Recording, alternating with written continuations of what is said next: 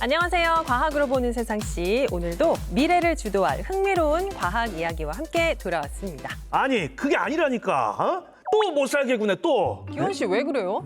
아니 제가 우리 시청자 여러분들께 조금 더 박학다식한 모습을 보여드리려고 AI한테 궁금한 거 이것저것 물어봤거든요. 자, 대한민국에서 손흥민 선수를 가장 닮은 사람은 누구? 이랬더니 김기환. 여기까지는 좋았습니다. 네. 근데 여기 다음부터는 동문서답을 하는 거예요. 한국의 명절이 뭐냐 했더니 추수감사절. 한국에서 가장 인기 있는 음식은 뭐게? 이랬더니 핫도그를 얘기하는 거예요. 이게 왜 이럴까요? 이게 AI 데이터 자체가 우리나라 것이 아니다 보니까 이런 상황이 생길 수 있다고 하더라고요. 그래서 우리나라 데이터를 기반으로 한국형 AI를 만들려는 움직임이 활발하게 진행 중입니다. 민간 기업은 물론이고 정부에서도 직접 나서고 있대요. 들어봤습니다. 그걸 이른바 소버린 AI라고 하죠? 맞습니다. 네. 이제 AI는요, 단순한 기술이 아니라 국가의 경쟁력이자 데이터 주권을 지키는 핵심 자산이 되고 있습니다. 그래서 요즘 세계 각국이 우리만의 AI를 만들기 위해서 혈안인 거죠. 여기에 또 우리나라가 빠질 수 없죠. 한다면 하는 게 바로 대한민국 아니겠습니까? 이 소버린 AI를 어떻게 구축해 나갈지. AI야, 어떨 것 같아?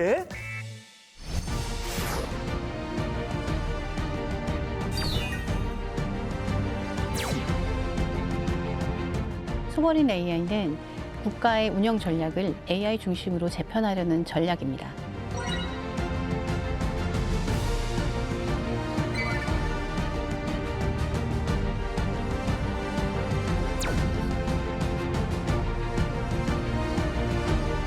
소버린 AI는 우리가 새로운 응용을 만들고 새로운 제도를 만들고 새로운 마인드로 가야 하는 그런 분야입니다.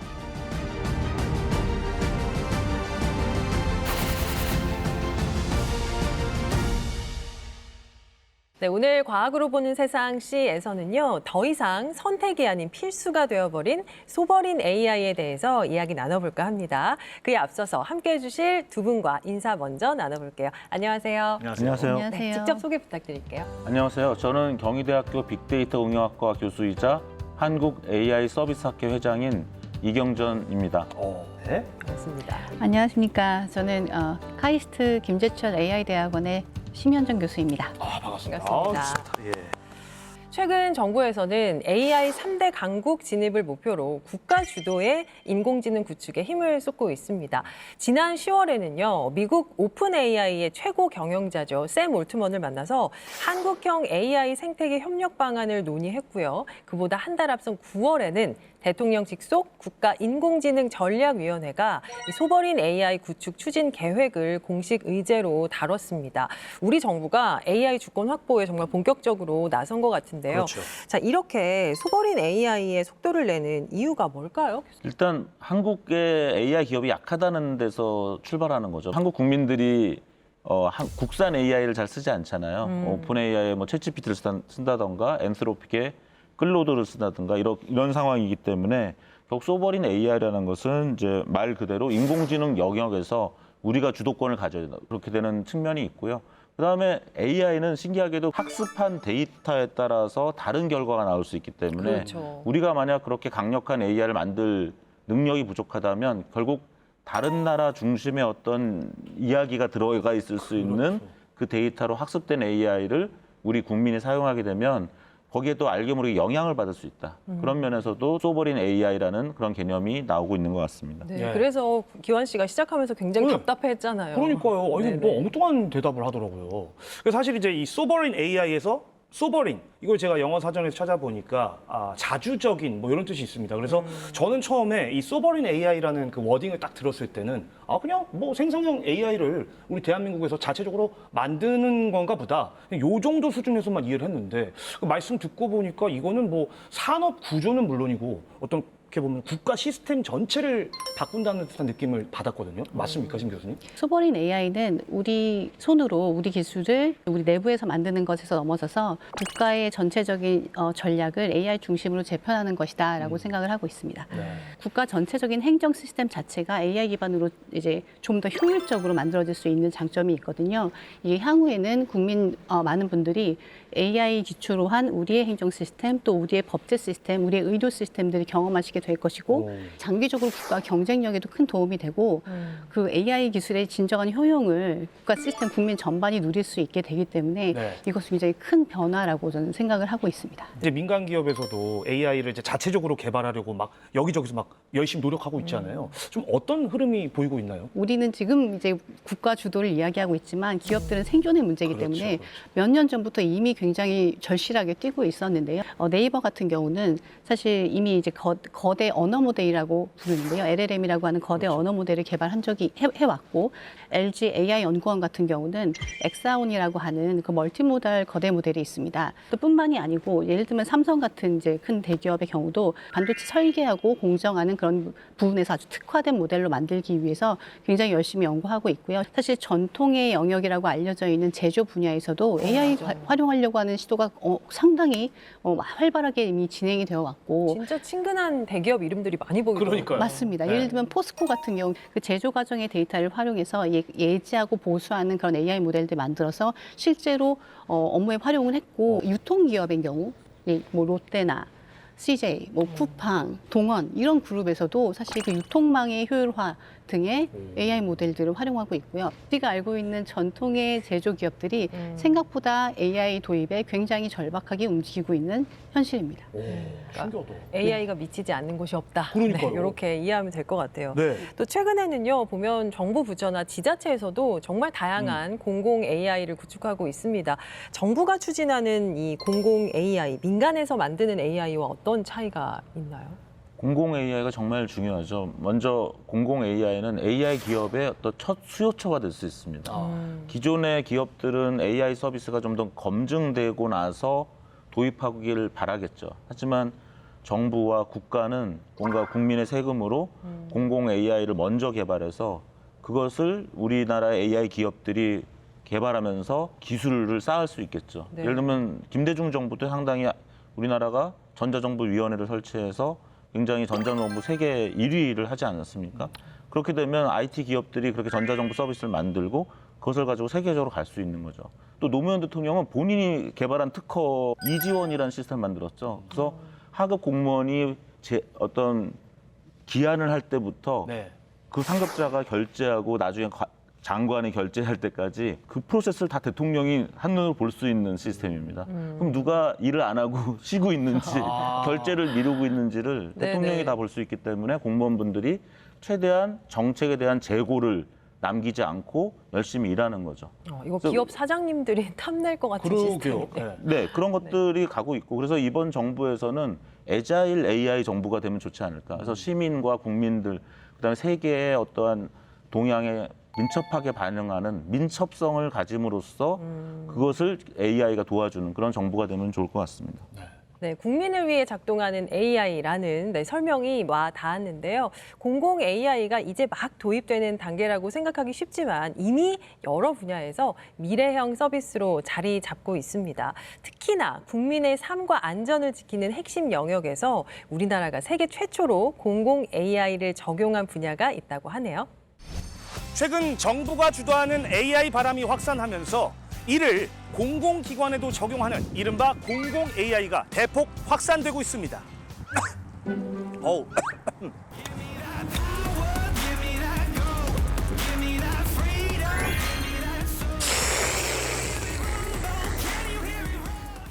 안심하고 먹을 수 있는 K-와타. 자, 이 속에도 말이죠. 공공 AI가 스며들어 있다는 사실. 오늘 제가 여기에 대해서 자세히 알려드리겠습니다. 가시죠.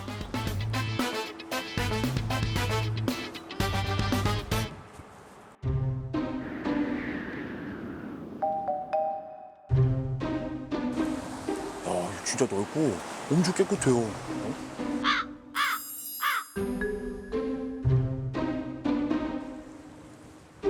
아니, 여기 지금 정수장 아니에요? 어떻게 근무하는 분들이 단 한 명도 안 보이지? 안녕하세요, 기현 씨. 안녕하세요. 네, 정수장님 잘 오셨습니다. 반갑습니다. 네. 반갑습니다. 정수장에 어떻게 근무하시는 분이 단 한 분도 안 계십니까? 공공 AI가 관리하는 정수장이라서 예. 현장에는 상주하시는 분이 없습니다. 아무리 AI가 다 관리해도 그렇죠. 근무하는 분들이 없다는 게 말이 됩니까? 어디 가셨어요? 다 연차 쓰고 어디 가신 거예요? 전혀 걱정하실 게 없는 게 AI가 24시간 관리를 하고 있고요.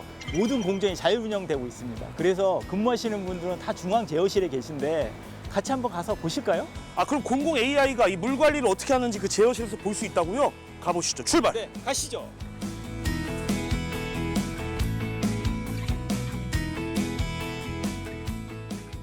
야, 부장님.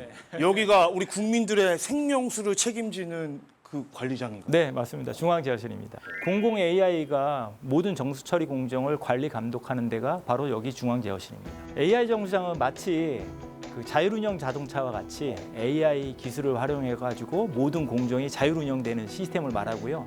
그 안에 에너지 관리, 설비 관리, 지능형 CCTV를 활용한 안전 관리, 그다음에 디지털 트윈 기술들이 총망라된 지능형 정수장이라고 보시면 될 것 같습니다. 스마트 정수장에 이제 공공 AI가 적용된다는 건 알겠습니다. 그러면 여기에서 핵심 기술은 뭔가요? AI 정수의 핵심 기술은 AI 자율운영입니다. AI 자율운영은 정수처리 공정이 일반적으로 8개 공정으로 구성이 되어 있는데요. 착수, 약품, 혼합응집, 침전, 여과, 오존, GAC, 소독 총 8개 단계로 진행되는데요. 이 모든 과정은 AI가 스스로 제어합니다. 또 어떤 기술이 있을까요? 네, EMS라고요. 에너지 관리 시스템, 에너지 매니지먼트 시스템. 실시간으로 전력 소비량을 측정하고 분석해서 에너지를 절감할 수 있게 하는 기술입니다. 그 다음에 이제 PMS라고 해가지고 설비 예지 보전 시스템입니다. 주요 설비에다가 실시간 계측할 수 있는 계측 장비를 부착을 해서 설비에 대한 상태를 사전에 감시 분석해서 이상 징후를 발견하게 되면은 설비에 대한 고장도 예방하고 유지 보수 비용도 줄일 수 있는 겁니다. 그 다음에 이제 마지막으로 지능형 영상 감시 시스템이라고 해서 AI가 실시간으로 영상 분석을 합니다. 단 1분 이내, 짧게는 30초 이내에 분석해서 워닝을 주면 근무자분들이 사고에 대한 대처도 빨라질 거고 근로자 같은 경우에 쓰러짐이라든지 구조 신호가 왔을 때 신속하게 대응함으로써 그 골든타임 확보가 가능해집니다. 야, 이 근로자의 안전까지 공공 AI가 다 관리해 주는 거예요? 아우, 저 너무 고마운 기술이네요. AI 정수장이 그냥 운영 효율과 안정성만 좋아지는 게 아니라 근로자의 안전까지도 같이 책임지는 게 AI 정수장이라고 할 수 있겠습니다. 이 물 관리를 하는 데 있어서 물론 수십 년간의 노하우가 쌓였겠지만 아무래도 사람이 관리하는 데는 한계가 많았을 것 같은데요? 이전에는 수온, 수압, 탁도 같은 주요 데이터를 숫자복으로 확인을 했습니다. 경험에 의존해서 결정을 내렸던 거죠. 이제 그렇기 때문에 예를 들면 수질이 갑자기 변하면 어떤 약품을 얼마나 넣어야 할지 늘 긴장했었습니다. 이 시스템을 도입하고 나서는 AI가 데이터를 실시간으로 분석해서 최적의 대응을 할 수 있었습니다. 이로써 운영 유지비는 물론 약품비를 기존 대비 4%가량 절약했습니다. 그리고 이전에는 설비를 점검하고 진단하는 전 과정이 인력 중심이다 보니 설비 고장이 나면 대응이 늦었습니다. 현재는 AI가 실시간으로 감시를 해서 이상 징후를 포착하고 진단까지 내려 빠른 대응이 가능해졌습니다. 그러면 이 공공 AI 기술은 우리 또 부장님이 직접 개발을 하신 건가요? 뭐 제가 다 개발한 건 아니고요. 네. 저희 직원들하고 같이 개발을 했고 지난 한 5년간 전체 현장 직원들하고 본사 직원들 다 같이 개발을 했습니다. 근데 부장님, 제가 듣기로는 지금 여기 정수장이 뭐 최초 타이틀을 얻었다 그러던데 이게 무슨 타이틀이에요? 헤이워터 AI 화성 정수장은 세계 최초 AI 정수장입니다. 아, 국내 최초가 아니고 세계 최초예요? 세계 최초? 전체 공정에 AI 기술을 도입한 세계 최초의 정수장이고요. 그래서 저희가 세계 경제 포럼에서 주관하고 있는 글로벌 등대상도 수상을 했습니다. 글로벌 등대상은 어떤 사업 분야에서 4차 산업 기술을 가지고 혁신을 추구하는 기업들한테 주는 상인데요. 화성 AI 정수장이 최초로 물 분야 최초로 이 상을 수상하게 됐습니다. 우리가 매일 마시는 소중한 물, 이 공공 AI가 깨끗하게 그리고 완벽하게 관리해주고 있었네요. 목 넘김 좋아, 좋은 물이다. 제가 저 촬영 이후에 물을 마실 때마다 AI가 딱 떠오르더라고요. AI야, 앞으로 우리 국민들이 마시는 물 잘 좀 부탁할게. 예, 아유. 자, 이렇게 소버린 AI 구축에 힘을 쏟고 있기는 한데요. 뭐 아직은 초기 단계라서 대부분 계획 위주거든요. 그래도 가장 먼저 눈에 보일 성과라든지 가시화될 변화라고 한다면 김 교수님 어떤 게 있을까요? 올해 한 그 중순쯤에 6월쯤에 독자 AI 파운데이션 모델이라는 큰 프로젝트를 발주한 바가 있습니다. AI 프로젝트 팀을 이제 경쟁을 통해서 출연하는 과정에 있는 프로젝트거든요.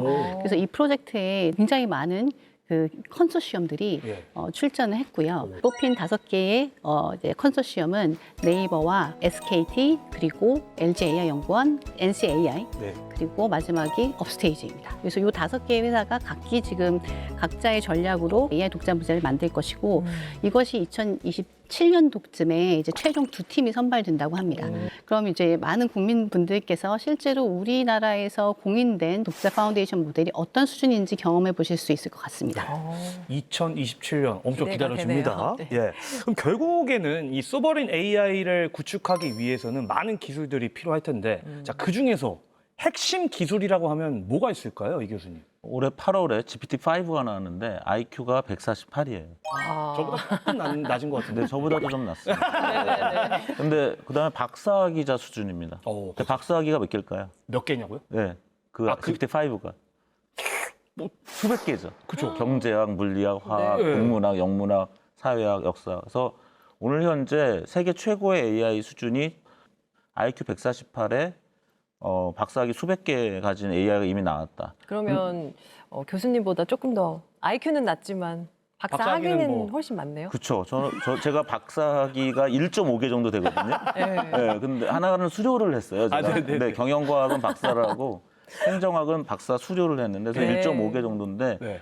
현재 GPT-5는 한 수백 개가 있죠. 근데 우리 월드 베스트 LLM이라서 우리 소버린 AI는 세계 최고 수준의 95%까지 달성한다로 되어 있는 것으로 알고 있습니다. 근데 사실은 우리 회사와 기업, 정부와 개인한테 데이터가 많이 들어있거든요. 그럼 그 숨겨져 있는 데이터를 어떻게 끌어낼 것인가? 네네. 이런 새로운 발상을 해야 된다고 생각합니다. 그래서 그런 연합 데이터 뱅크 같은 걸 만들어서 어떤 새로운 제도, 그래서 AI 제도에서 가장 앞서간 나라가 되는 게 필요하다.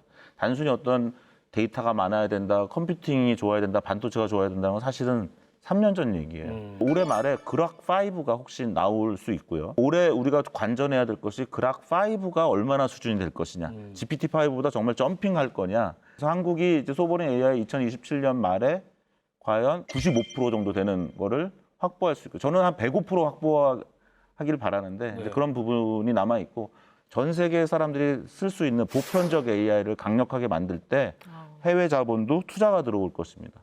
그래서 정부는 그러한 공공 AI를 통해서 수요를 만들어주고, 결국 AI 산업에 있는 분들은 가장 걱정이 우리가 AI 만드는 건 만들 수 있어. 근데 이거를 사용할 것을 많이 알려주세요. 그렇죠. 음. 그럼 우리가 원격 의료나 AI 의료도 허용해줘야 되고, AI가 갈 수 있는 곳에 많은 장벽이 있다면 규제들. 그런 것들을 많이 풀어줘서 AI 산업을 꽃피우게 할 필요가 있다고 생각하고 있습니다. 네.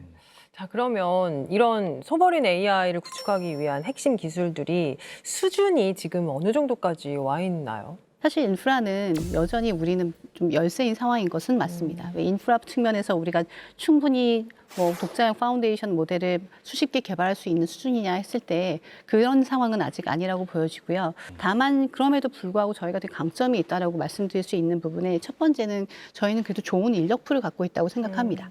그렇게 가능했던 이유는 2019년부터 우리나라에서 AI 대학원이라는 사업을 진행을 했고요. 수백 명 정도의 석박사 AI 연구자들이 이제 사회에 나오고 있고요. 그들이 국내외 그리고 연구소뿐만 아니라 국내 산업 현장 또한 해외에 우리가 유명하게 알고 있는 빅테크 기업에 실제 취업해서 상당한 연구의 성과를 거두고 있습니다. 교수님도 인재 양성에 일조하고 계시고요. 네, 맞습니다. 저희 학생들도 여러 주요 기업들에 가 있는 상황인데요. 이제 이들이 실질적으로 상당한 성과들을 거두고 있어서 저는 인재 측면에서 우리가 갖고 있는 풀이 뭐 최소 아시아에서 중국 다음으로 우리가 가장 막강하다고 저희는 생각하고 있고요. 우리가 기존에 잘 해왔던 분야의 산업군에 데이터가 디지털화 잘 되어 있다면 그것들이 우리에게 향후 굉장히 좋은 경쟁력으로 AI 모델 만들 때 큰 도움이 될 거라고 생각을 하고 있습니다. 불과 2, 3년 전만 해도 살짝은 낯설었던 AI가 네. 이제는 우리의 일상 정말 깊숙이 들어와 있습니다. 맞습니다. 뭐 챗봇이라든지 번역, 이미지 생성까지 짧은 시간 안에 사회 전체를 바꿔놨는데요. 그런데 여기에 정부 주도의 소버린 AI가 더해진다면 변화 속도는 더 빨라지지 않을까 싶습니다. 과연 우리 삶이 어떤 새로운 변화들이 이로 인해서 찾아올까요? 저는 미래를 보는 것보다 현재를 좀 잘 알았으면 좋겠어요. 네. 한번 제가 해볼게요. 나 오늘 지금 굉장히 중요한 자리에 와 있다. 너 나 여기 어딘지 모르지? 네, 제가 지금 정확히 어딘지는 알 수 없는데요. 혹시 알려주시면 제가 도움 드릴 수 있을 것 같아요. 우리 영상 통화 한번 해보자. 어? 내가 스튜디오를 보여줄게. 이게 돼요? 영상 통화 같아요. 여기 어디 같아? 지금 영상으로 보니까 뭔가 스튜디오 같은 느낌이 드는데요. 오. 조명도 있고 세트처럼 꾸며진 것 같아요. 우와. 아마 방송 관련된 장소 같기도 한데 제가 맞을까요? 우리 앵커님 보여? 안녕. 네, 보여요. 지금 화면으로 보니까 앵커님 자리도 잘 보이네요. 확실히 방송 이 정도 가지고 스튜디오가- 너가 정말 눈이 있는지 우리가 알 수가 없거든. 여기 좀 보여줄게. 여기 신기하다. 뭐라고 보여? 지금 보니까 뒤쪽에 C라고 쓰여 있는 것 같아요. 와. 지혜로 보는 세상이라는 문구도 보이네요. 확실히 제가 눈으로 잘 보고 있는 지혜 아니야. 이게 좀 시력이 안 좋은 것 과학이야. 같은데요? 시력은 좀 안 좋다. 네. 제가 좀 간단히 보여드렸는데 네. AI 현재를 아는 분들이 너무 없어요. 네, 지금 이렇게 영상 통화가 되고 저는 이걸 일상적으로 쓰고 있고 오늘 현재 AI가 얼마나 발전됐는지를 전 국민이 알고 네. 그거를 잘 활용하면 거기서 얼마나 많은 아이디어가 나올까요? 할 수 있는 게 너무 많은 거죠. 거의 모든 것을 할 수 있는 상황입니다. 네. 그럼 결국은 우리가 사회의 문제의식, 나는 어떤 거를 만들고 싶어, 어떤 사회를 만들고 싶고, 어떤 제품을 만들고 싶고, 어떤 서비스를 하고 싶어라는 강렬한 어떠한 생각이 중요하고 그것을 실현하려는 의지가 좀 중요하다고 말씀드리고 싶고요. 방금 제가 보여드린 건 한국의 소버레인 AI가 한 게 아니죠. 네, 그렇죠. 그러면 과연 이걸 언제쯤 한국 회사들이 할 수 있을까요? 그것이 지금 한국 소버레인 AI를 우리가 우리 국민의 세금으로 몇 개 회사들을 도와주고 좀 잘해보라고 국민들이 응원하는 이유입니다. 그래서 AI 기업들은 긴장감을 가지고 그런 것들을 해야 될 것이고요. 우리가 그걸 도와주려면 정부 부문에서 이런 데 써보자, 산업에서 이런 거 써보자, 개인에서 이렇게 써보자 하면서 우리가 행복해지고 더 건강해지고 더 능력 있어질 수 있는 그런 AI 응용을 계속 찾으면 AI 기업들은 굉장히 기분 좋게 저희가 해드릴게요 네. 하면서 이렇게 해나갈 수 있을 거라고 생각합니다. 네.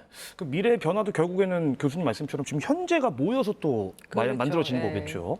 앞서 이제 교수님께서도 잠깐 언급은 해주셨는데 제가 이번에 또 한국수자원공사 촬영을 가면서 또 놀랐던 것 중에 하나가 이 소버린 AI를 수출을 이미 지금 하고 있다라고 얘기를 또 들었어요. 앞으로 이런 게 더 이제 활발해질 거라고 저는 생각이 드는데 AI 주권 기술 수출국 이런 또 타이틀을 갖게 되는 거 아니겠습니까?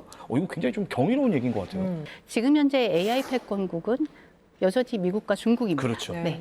그럼에도 불구하고 우리는 왜 AI 수출국을 꿈꾸고 그럴 수 있다고 생각을 하는가? 사실 이 AI 기술은 그 각국에 있는 데이터, 그 데이터는 사실상 그 나라의 문화이며 자원이거든요. 대한민국의 위치는 사실 역사적으로나 지정학적으로나 다른 나라를 위협하지 않고 협력할 수 있는 좋은 그런 프레임 안에 있다는 것이 어쩌면 그것이 저희가 다른 나라와 함께 할 수 있는 이유, 그리고 그 AI 기술을 수출할 수 있는 나라가 될 수 있는 중요한 이유이기도 합니다. 그래서 좀 여기서 중요한 부분이 지금부터 저희가 만드는 기술들을 좀 대외적으로 알려야 할 필요가 있는 건데요. AI 기술을 공지하고 서로 경쟁하는 플랫폼들이 있습니다. 그 벤치마크 플랫폼에 우리 기술들을 계속 올리면서 네. 중국, 미국뿐만이 아니라 우리나라의 기술이 이 정도 수준이고 얼마나 신뢰할 수 있는 수준인지를 계속해서 보고하는 것이 중요하다고 생각합니다. 그래서 제가 얼마 전에 어떤 영상을 하나 이제 인터넷상에서 봤는데 네네. 자동차를 만드는 공장이었는데 휴머노이드 로봇이 막 부품을 옮기더라고요. 이렇게 AI가 이제 더 발전하게 되면 뭐 제조나 금융이나 의료 같은 산업 현장에도 굉장한 변화가 생길 것 같은데 그렇죠. 어떤 분야에서 어떤 변화가 좀 먼저 일어날까요? 일단 2, 3년 또는 길게 보면 5년 이내에 많은 모바일 앱은 없어진다. 왜냐하면 대화로 다 하니까요. 뭐 따로 들어갈 필요 다른 없이 앱을 따로따로 우리가 지금은 음식 배달할 때는 어디, 네네네. 뭐 호텔 예약할 때는 어디, 그렇죠. 세분화돼 KTX 예약할 때는 어디 이렇게 했는데 그렇게 할 필요가 없죠. KTX 언제 예약해줘. 네. SRT 없으면 KTX로 해줘. 소름. 그다음에 음식 배달해줘. 네. 뭐 항공권이 없으면 기차를 해줘. 와. 이런 식으로 하기 때문에 그런 것들을 이제 AI 에이전트라고 하는 거죠. 휴대폰 화면이 굉장히 깔끔해지겠는데요. 네, 그래서 도이치텔레콤의 CEO는 이미 앱 리스트 스마트폰이라고 해서 이제 앱이 없는. 네, 그런 걸 시연하기도 했습니다. 네. 그래서 이제 플랫폼의 시대가 지나고 AI 에이전트의 시대가 오는데 너는 아직까지는 이런 버추얼한 공간, 가상 공간, 디지털 공간에서만 일하잖아. 물리적으로 좀 일을 해줘. 그것이 이제 AI 에이전트 시대에서 또 물리적 AI로 온다. 우크라이나 러시아 전쟁에서도 드론이 굉장히 많은 역할을 했고 이스라엘과 하마스의 관계에서도 드론이 많은 역할을 했는데 이제 드론뿐만 아니라 이런 보병들을 준비할 수 있다라는 거죠. 그래서 국방 차원에서도 우리가 피지컬 AI, 물리적 AI, 휴머노이드 이런 지능 로봇을 준비해야 되는 그런 상황이라고 보고 있고요. 제일 큰 변화가 일어나는 것은 최근에 노벨상 수상자가 30년 동안 연구했다고 하는데 네. 앞으로 5년 내에 한 20, 30대 연구자들이 나올 거예요. 언제부터 연구를 시작했습니까? 그러면 저 작년에 시작했는데요. 왜냐하면 제가 오늘 현재 단순 계산해봐도 R&D의 생산성이 100배 정도 올라갔거든요. 그러니까 인간보다 100배 정도 속도가 빨라요. 그러면 인간이 30년 동안 연구한 거를 이제 3년이면 10분의 1이고요. 3개월. 그래서 지금은 이제 우리가 스템이라고 하죠. 수학, 과학 뭐 이런 것들 잘 그것의 기본적인 그 역량을 가진 어떤 사람이 있으면 그 사람이 세상을 선하게 바꾸겠다는 의지를 가지고 연구 설계를 하고 제품 설계를 한 다음에 AI한테 지시를 하는 거죠. 그럼 나는 자는 동안 얘는 계속 반복적인 실험을 하고 그럼 거기에 이제 물리적 AI 실험 기계가 붙으면 30년 걸려야 될 일이 3개월 안에. 그래서 우리나라가 지금 노벨 과학상이 없다고 하는데 오히려 AI를 많이 발전시키면 우리나라에서 노벨상이 우수수 떨어지고 거기서 20대, 30대 과학자들이 스타 과학자가 되고 그것이 또 연구 개발에서 세계 최고의 회사들이 나올 수 있는 그러한 것이 있다고 생각을 하고 있습니다. 이런 것처럼 진짜 국민들이 뭔가 확 체감이 될 만한 이 변화, 이 소버린 AI가 어떻게 좀 바꿔줄까요? 한쪽으로는 저희가 이제 국가 시스템에 AI가 도입됐을 때 저희가 느낄 효용감 같은 것들이 되게 클 것 같고요. 네. 예를 들면은 시기적절하면서도 정확한 행정 서비스 제공할 수 있게 해주는 그런 부분에서 도움이 될 것이고요. 그 외에도 세무나 저희가 좀 예측하기 어려워하는 법제 문제들 이런 부분에서도 AI 서비스가 들어오면 많은 부분들에서 국민들이 실제로 체감하는 그 도움들을 받을 수 있을 거라고 생각하거든요. 뿐만 아니라 일자리 부분에서 우리가 많은 부분 체감하게 될 텐데 네. 조금 부정적인 부분은 사실 대규모 채용은 많이 줄 것 같습니다. 그렇죠, 아무래도. 네, 어쩔 수 없는 상황이고요. 네. 그런 부분에 대해서도 많은 분들이 우려하고 있는 부분도 있지만 대신에 굉장히 다양한 직업군들이 열리게 되는 것이 앞으로 우리가 지금 기대하고 있는 효과인데 결국에 일에 양이 주는 것이 아니고 일의 형식이 많이 바뀌는 형태로 이제 변화하게 될 텐데 각 개인들이 좀 패턴화할 수 있는 일들은 배제하고 본인이 문제를 잘 정의만 할 수 있으면 에이전트의 도움을 받아서 새로운 비즈니스를 좀 빠르게 열어볼 수 있는 그런 기회가 된다는 점이죠. 그래서 오히려 굉장히 작은 수의 그 사람들이 묻들 있는 인재들이 모여서 큰 그 문제를 해결하고 산업을 열고 비즈니스를 할 수 있는 기회가 열리고 있기 때문에 저는 좀 빠르게 적응할 수 있는 우리 젊은 세대들에게는 이러한 변화가 굉장히 긍정적인 변화로 자리 잡을 수 있을 거라고 생각을 합니다. 오늘 두 분 말씀 들으면서 계속 드는 생각이 이제 소버린 AI가 뭐 이 정도면 거의 만능 아닌가? 육각형 인재. 그렇죠. 뭐, 생각이 네. 드는데 이제 모든 기술이라는 게 그렇잖아요. 장점이 있으면 단점도 있습니다. 그렇죠. 이 소버린 AI와 관련해서 우리가 좀 주의해야 될 점이 있을까요? 세국적인 AI를 만들면 안 된다. 세계 보편적 AI를 만들어야 되고 도그마에 빠진 어떤 하나의 이념이라든가 지금 미국에서는 어떤 AI가 어떤 이념에 빠지면 안 된다라는 것이 어떤 독트린으로 나오기도 했거든요. 네. 그래서 좀 더 자유로운 AI가 나왔으면 좋겠다는 생각을 갖고 있고요. 이것이 계속 지속적으로 발전하려면 데이터가 어떻게 합리적으로 경제 주체들이 데이터를 야 우리나라 국민들이 너 데이터 잘 만들어 하고 막 갖다 주는 거죠. 근데 아무런 나한테 인센티브가 없다면 AI 회사만 돈을 번다면 그것은 지속 가능하지 않을 것입니다. 그래서 2년 동안 와짝 뭐 정부가 해서 이렇게 하는 게 아니라 그때부터 시작이니까 국민과 기업과 정부기관이 그래 너 잘 되라 하면서 AI를 데이터를 줄 수 있는 그런 지속 가능한 제도를 만들어야 된다라고 보고 있습니다. 네. 자, 사실 많은 분들이 관심을 가질 부분, 민간은 물론 공공 분야까지 AI가 빠르게 확산하면서 AI가 사람의 일자리를 대신하는 건 아닐까 하는 걱정도 커지고 있습니다. 네. 하지만 심 교수님이 잠깐 얘기하신 것처럼 전문가들의 시각은 조금 다르다고 하는데요. AI 시대에는 사람의 일자리가 사라지는 게 아니라 그 역할이 바뀌고 있는 거라고 합니다.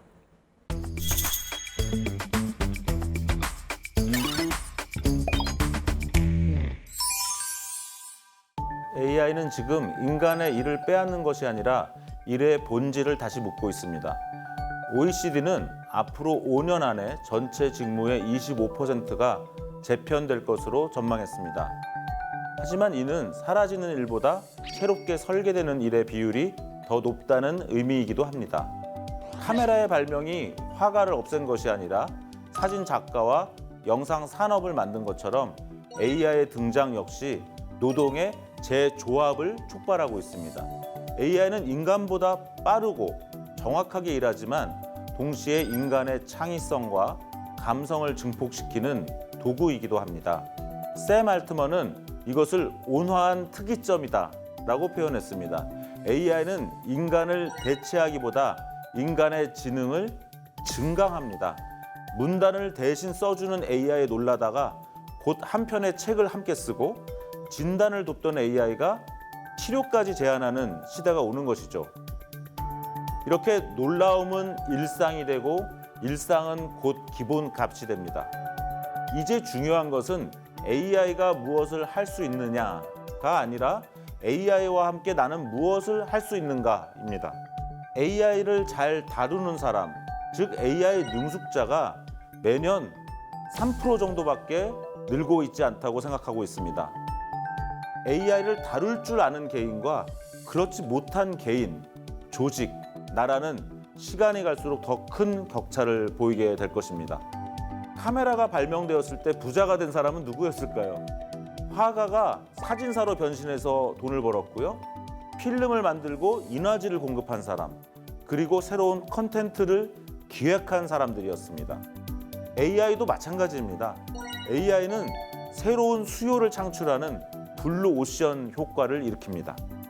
제본스 역설처럼 효율이 높아질수록 가격이 떨어지기 때문에 사용량이 폭증하고 그 과정에서 새로운 산업과 직업이 태어납니다. AI 윤리 감독관, 데이터 큐레이터, AI 모델 감사관 같은 새로운 역할은 AI를 관리하고 평가하는 사람이 필요하기에 생겨났습니다.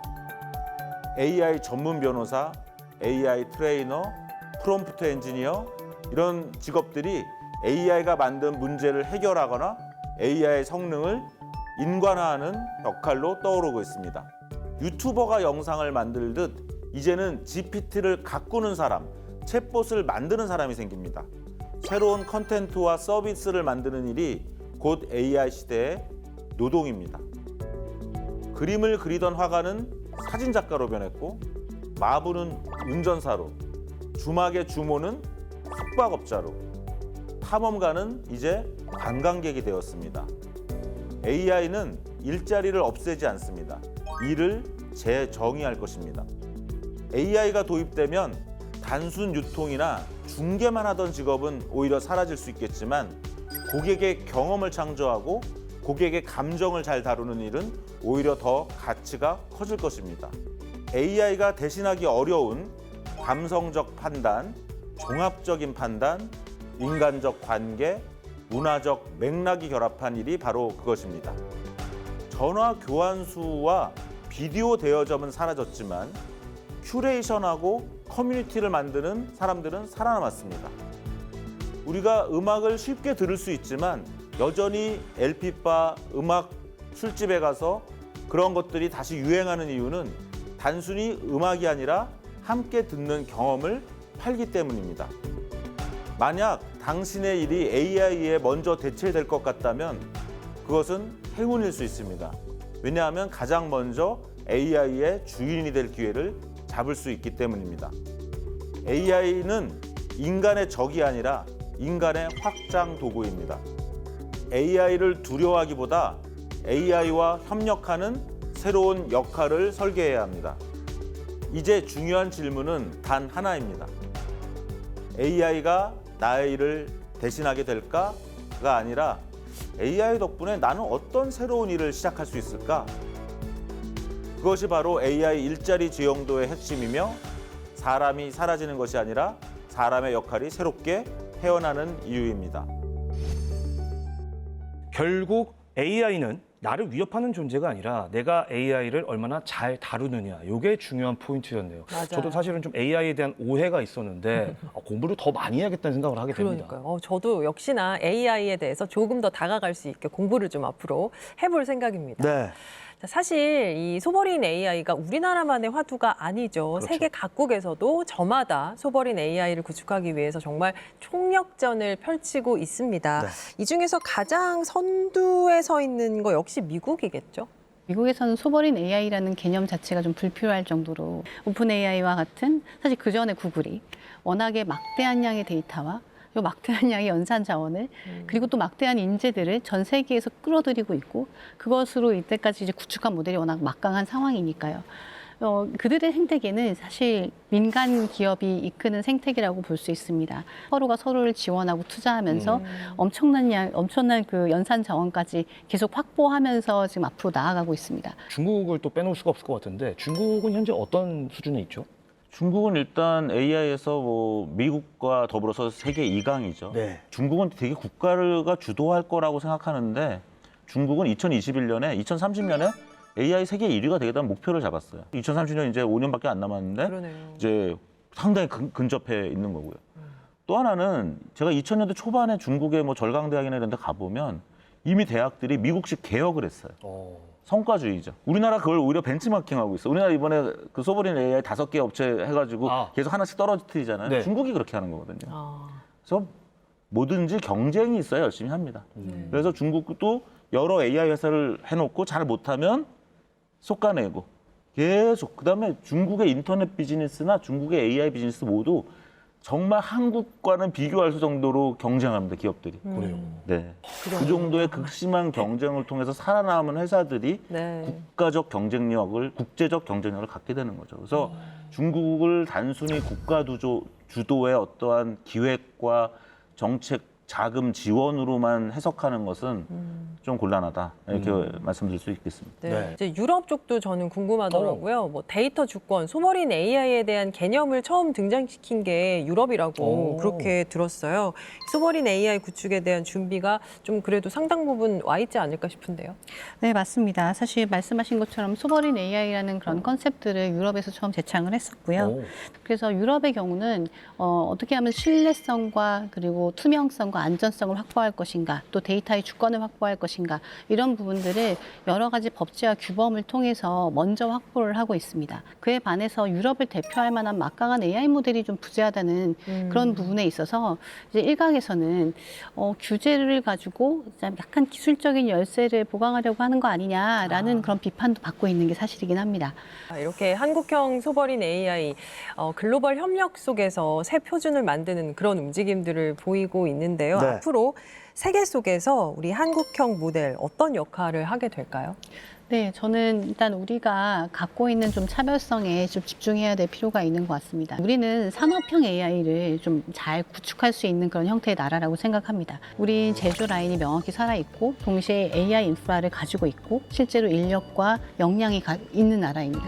그러면 이러한 모델들을 가지고 저희가 잘할 수 있는 부분은 다른 나라도 협력할 수 있는 종속되지 않을 것 같은 안전한 협력 국가로서의 이미지 이러한 장점들을 잘 활용을 해서 우리의 산업형 AI를 잘 구축하고 여기서 좋은 성능을 보이면서 다른 나라도 실제로 우리랑 같이 협력하고 싶게 해서 이러한 기술들을 수출하는 형태로 좀 가져갈 수 있지 않을까. 그것이 이렇게 이렇게 불가능한 미래가 아니라는 생각들을 저는 하고 있습니다. 네. 자, 한국형 소버린 AI를 구축하기 위해서 정부는 물론이고 뭐 산업계, 학계, 연구기관까지 모두 힘을 모으고 있는데요. 그래도 또 현실적으로 쉽지 않은 것들이 많이 있을 것 같습니다. 그렇죠. 지금 우리가 마주한 가장 큰 과제라고 한다면 뭘 꼽으시겠어요? 혁신이 나야 되는데 기업하기가 점점 더 어려워지는 어려워지는 환경. 제도. 그래서 저는 아예 혁신 기업 트랙이 따로 있어야 되는 것 같아요. 그래서 거기는 52시간제도 좀 자유롭고 네네. 예를 들면 쿠팡 같은 회사에는 굉장히 R&D를 하는 인력도 있겠지만 또 배송이나 이런 쪽 하는 분도 있죠. 그럼 그분들은 건강을 위해서 52시간제나 이런 것들을 좀 해놓는 게 낫고요. 하지만 R&D는 사실은 70시간 해도 됩니다. 그렇게 몸이 막 힘든 게 아니거든요. 그래서 그런 부분을 좀 말씀드리고 싶고 정부가 돈을 풀 때도 좀 더 전략적인 그러한 정책을 해야 된다고 생각합니다. 그래서 제조업 10개를 개별 기업으로 지원하면 데이터가 다 작기 때문에 데이터가 작으면 성적이 70점밖에 안 나옵니다. 그다음에 만약 10개 기업을 묶어서 우리가 AX라고 하죠. 네. 전환을 하면 70점이 90점이 될 수 있거든요. 그래서 정부의 돈도 덜 쓸 수 있고 그다음 그 10개를 묶는 또 하나의 11번째 회사는 그 경험을 가지고 다른 분야에 진출할 수가 있습니다. 그래서 수요 기업 10개를 그냥 개별적으로 지원하는 그런 파편화된 정책은 조금 우리가 자제할 필요가 있다. 그다음에 AI를 위한 데이터가 고갈되었다고 얘기하지만 아직도 숨어있는 데이터가 많다라는 거죠. 그 데이터를 끄집어낼 수 있는 그러한 어떤 새로운 기술과 제도를 마련해야 된다. 그래서 우리는 좀 다른 방식으로 가야 된다. 그런 말씀을 드리고 싶습니다. 소버린 AI의 핵심은 결국 우리 데이터잖아요. 네. 그런데 데이터가 이제 뭐 한쪽으로 치우친다든지 품질이 낮다든지 하면 오히려 이제 왜곡된 판단을 내릴 수도 있을 텐데 이런 데이터 어떤 편향, 신뢰성 문제 어떻게 관리되고 있는지 궁금해요. 어떤 기업이나 개인한테 너 AI 만들어. 그러면 AI 전문가도 돼야 되고 데이터 전문가도 돼야 되는 건 힘들 겁니다. AI 시대의 분업이 뭔가를 한번 생각해 봐야 된다.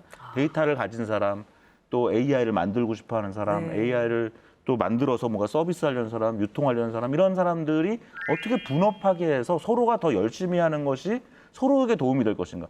그런 생각의 어떤 전환이 필요한 상황이라고 보고 있습니다. 국민들이 결국에는 AI를 많이 써야 된다 이런 얘기를 했어요. 근데 이제 그게 가능하려면 기본적으로 이 한국형 서버린 AI에 대한 어떤 국민적인 신뢰 그리고 거기에 대한 어떤 믿음 이런 것들이 좀 있어야 된다고 보는데 이게 지금 현재 우리나라 어떻게 좀 이루어지고 있나요? 우리가 AI 모델을 학습하는 그 패러다임이 약간 블랙박스이다 보니까 데이터를 넣고 그 데이터를 다시 외우는 형태로 계속해서 학습되어 왔기 때문에 이것이 외운 결과인데 과연 어떤 특정한 사고를 거친 좀 근거가 있는 답변인지 아닌지 알 수가 없거든요. 그리고 실질적으로 우리가 이제 AI를 학습한 그 패러다임 자체의 특성상 거짓말을 할 확률이 꽤 높은데요. 최근에 연구 결과 중에 이런 것이 있습니다. 왜 AI 모델은 거짓말을 하는가? 그 이유를 이제 추적을 해보니 AI 모델을 이제 평가하는 과정에서 AI가 뭐라도 답을 하면 0점은 아닌 거예요. 그런데 아무 말도 안 하면 0점인 거죠. 네. 그러니까 말을 안 하면 난 페널티를 받으니까 뭐라도 해야지라고 하고 모르는 것도 이제 거짓말을 지어서 내면 자기들 평가 과정에서는 칭찬을 받거든요. 오, 신기하다. 그것도 어떻게 추적을 했대요? 아, 근데 예전에 저도 대학 다닐 때 뭐 이렇게 시험 보면은 막 부분 점수 받죠. 몰라도 그냥 뭐라도 저는 네, 죄송합니다 네. 교수님 사랑합니다. 저기 네. 복학 이후에 뵙겠습니다. 네. 그랬더니 원래 F 받을 거를 한 D 마이너는 주시더라고요. 네. 이런 느낌. D-가 좋은 건지 모르겠는데 아이고, 죄송합니다. 네, 제도각은 아닙니다. 네, 그래서 이런 부분들을 사실 우리가 신뢰할 수 있으려면 우리 아주 공지된 데이터 안에서 거짓말을 하는지 안 하는지 혹은 편향된 답변을 하는지 안 하는지 그래서 특정 직업군과 뭐 성별이나 어떤 인종을 매칭한다던가 하는 그런 편향성, 요 문제 해결 이런 부분들에 대해서 평가하는 그런 방법론들이 쭉 나오고 있거든요. 이 경쟁을 통해서 얼마나 투명한 모델을 우리가 확보했는지 알게 되면 그런 신뢰성 부분이 조금씩 나아질 거라고 생각을 하고 있고요. 또 다른 방법론적인 측면에서는 설명하는 AI가 있습니다. 설명 가능한 AI. 근데 AI 모델 자체가 스스로 자기의 답변의 근거와 그 이렇게 설명한 이유를 설명을 할 수 있으면 그러면 최소한 이 그 근거가 말이 되는지를 보고 우리가 답변을 수용할지 말지 결정할 수 있잖아요. 특히나 이런 경우는 저희가 자율주행을 하거나 그 의료 시스템에서 진단을 할 때 굉장히 중요한 문제지 않습니까? 그렇죠. 예, 그 뭐 질병을 결정하는 문제인데 근거 없이 답을 수용할 수는 없으니까요. 네, 네. 설명 가능한 모델들을 확보해서 제공한다면 사람들이 좀 더 열린 마음으로 신뢰하고 수용할 수 있지 않을까. 네, 그래서 기술적으로 그런 준비가 필요하고 해 나가고 있는 과정이라고 말씀드릴 수 있습니다. 네. 자, AI 기술이 정말 하루가 다르게 진화하고 있는데요. 이렇게 빠른 변화 속에서 한국의 소버린 AI가 앞으로 어떤 방향으로 진화해야 이제 결국 지속 가능할까요? 지금 이 AI로 이렇게 패러다임이 변하는 시대에서 한국에서 AI에 기반한 새로운 커머스, 아마존 같은 게 나오고 또 이베이 같은 게 나오고 페이스북 같은 게 나와야 된다. 그걸 정부가 도와준다면 약간 경쟁체제처럼 네. 그렇게 하는 것도 한 방법이고요. 또 하나는 일자리가 자꾸 줄어든다는 얘기를 하면 개인들이 위축되고 사회적으로 공감대가 형성되지 않습니다. 네. 하지만 메타 AI, 마크 주커버그는 비전이 뭐냐면 퍼스널 슈퍼 인텔리전스예요. 아니 버스 타고 택시 탈 수 있는데 왜 걸어가? 개인의 능력을 증강시키는 거거든요. 그걸 모든 사람들이 인식하면 좋겠어요. 그래서 소버린 AI를 통해서 우리 개인이 다 지금 보면 현재 가장 강력한 AI를 2, 3년 후는 PC에 담을 수 있어요. 최근에 젠슨 왕이 일론 머스크 만나가지고 요만한 거, 요보다 더 작습니다. 요 컴퓨터 넣었는데 요게 챗GPT가 들어가요. 2천억 파라미터가. 그럼 오늘날 GPT-5는 2, 3년 후면 요만한 컴퓨터에 들어갈 거고요. 5년 후에는 스마트폰에 들어갑니다. 그건 뭐냐? AI가 저 먼 데 있어서 지금 되게 무섭죠. 우리가 접속 돈 내야 되고 뭐 한 달에 $20, $200 이게 아니라 그냥 내 스마트폰에 있는 게 될 거거든요. 내 PC에 있는. 이제 그런 시대가 오기 때문에 사람들이 AI에 대한 두려움을 버리고 AI를 내가 활용해서 앞으로 노벨상을 받겠다. 네. AI를 활용해서 내가 물건을 엄청 잘 파는 사람이 되겠다. 아니면 내가 AI를 활용해서 수많은 가난한 사람을 돕는 그런 봉사를 하겠다. 이런 비전을 갖는 그런 것들이 중요하다고 생각하고 있습니다. 알겠습니다. 자, 우리 데이터로 배우고 우리 인재가 설계해서 우리 기술로 성장하는 대한민국형 AI 생태계 그 여정이 이제 막 시작됐습니다. 우리 모두가 체감하고 세계가 주목하는 그 변화를 과학으로 보는 세상 시도 함께 응원하겠습니다.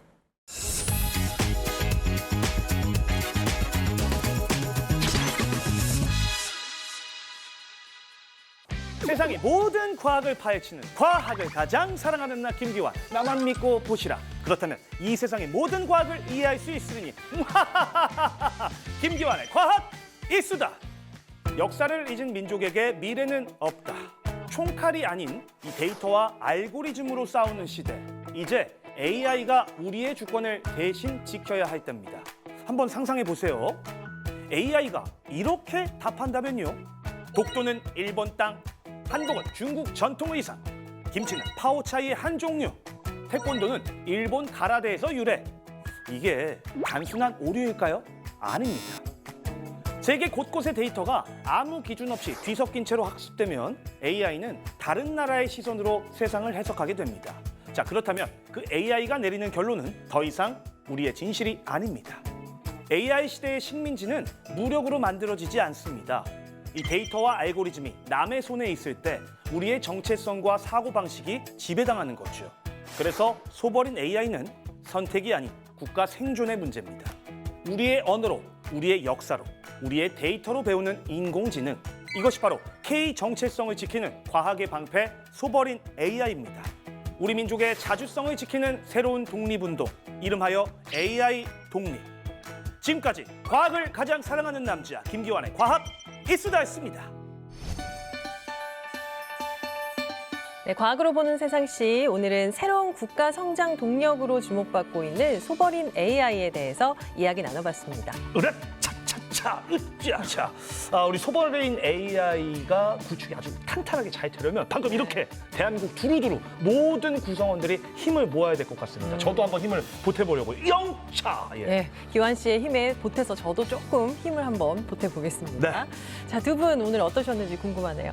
저는 오늘 AI의 현재와 미래를 좀 찬찬히 설명드릴 수 있어서 그래서 좋았습니다. 네, 오늘 열정적으로 설명해 주셨고 심 교수님 어떠셨어요? 네, 이런 자리 초대해 주셔서 우선 감사드리고요. 저도 많은 분들에게 지금 AI 현주소를 좀 전달드리고 또 앞으로 너무 두렵지 않지만 우리가 꼭 준비해야 하는 미래에 대해서 논할 수 있어서 정말 즐거운 시간이었습니다. 네, 저도 AI 활용 능력을 좀 더 높여봐야겠다라는 생각을 많이 했습니다. 두 분 오늘 함께해 주셔서 고맙습니다. 감사합니다. 고맙습니다.